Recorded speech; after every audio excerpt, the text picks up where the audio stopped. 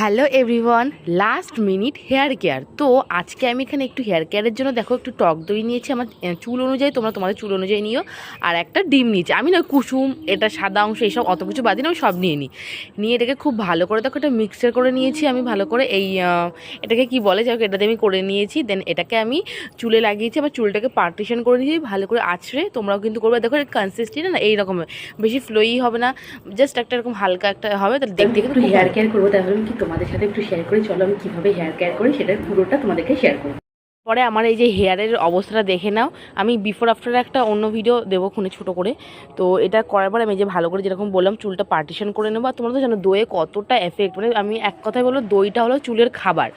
আর ডিমের তো প্রচুর গুণ আছে, আমি অত না খুলে বলতে পারছি না। তো যাই হোক আমি এটাকে ভালো করে অ্যাপ্লাই করে নিই। মোটামুটি তোমরা যদি বেশিক্ষণ না পারো 30 থেকে 35 মিনিট রেখো, বাট আমি এটা 1 ঘন্টা রেখেছি।